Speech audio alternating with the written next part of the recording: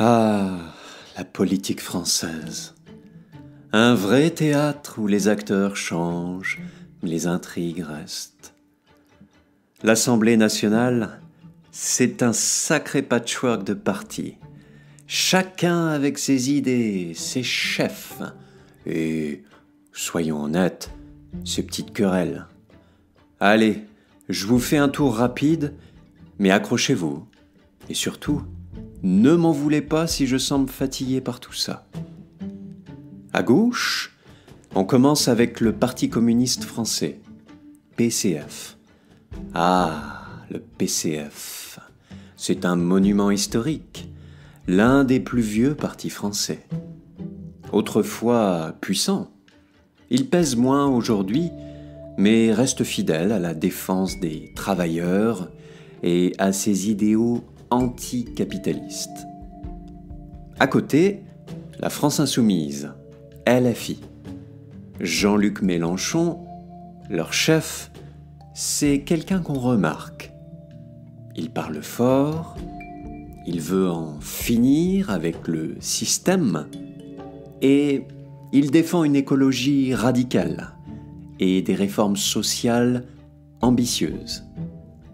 Certains l'admirent, d'autres le trouvent fatigant. Et puis, le Parti socialiste, PS. Alors lui, c'est un peu le grand perdant des dernières années. Il a donné des présidents comme Mitterrand ou Hollande, mais il a perdu beaucoup de terrain, coincé entre une gauche plus radicale et un centre qui lui a volé son électorat.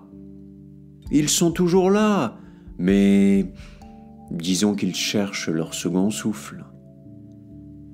Et les écologistes, me direz-vous? Oui, ils sont là aussi, souvent alliés à d'autres partis de gauche. Leur priorité, c'est évidemment l'écologie, lutte contre le réchauffement climatique, défense de la biodiversité et transition énergétique.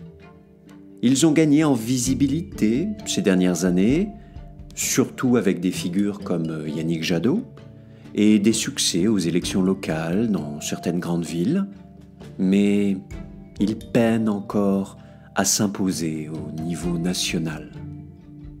Au centre, on trouve Renaissance, le nouveau nom de la République en marche. C'est le parti d'Emmanuel Macron, qui s'est voulu ni de gauche, ni de droite. En pratique, c'est plutôt libéral, avec des réformes économiques qui font souvent grincer des dents. Il bosse souvent avec le MoDem de François Bayrou, ce vieux sage du centre, aujourd'hui Premier ministre, qui est là depuis toujours, on dirait. Le centre, c'est censé être apaisant, mais ça peut aussi sembler un peu tiède. À droite, il y a les Républicains, LR. Ils se présentent comme les héritiers du général de Gaulle, avec des valeurs conservatrices et une vision libérale de l'économie. Ils ont longtemps dominé le spectacle politique, avec des présidents comme Chirac ou Sarkozy, mais aujourd'hui, ils peinent à convaincre, un peu comme le PS à gauche. Et enfin, à l'extrême droite, on a le Rassemblement national, RN, mené par Marine Le Pen. Leur discours nationaliste et anti-immigration rencontrent de plus en plus d'échos. Ça fait peur à certains, ça en séduit d'autres.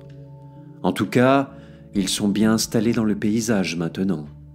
Ils ne sont plus juste en marge de la vie politique.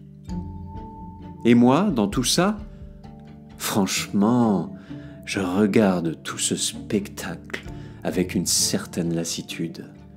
Entre les grands discours, les promesses irréalisables et les disputes interminables qui ressemblent à des matchs de boxe, difficile de savoir où me situer. Ça me donne envie de tout laisser tomber et de parler d'autre chose. Mais bon, je suppose qu'il faut bien s'intéresser, non ? Mais d'abord, je vais me prendre un café.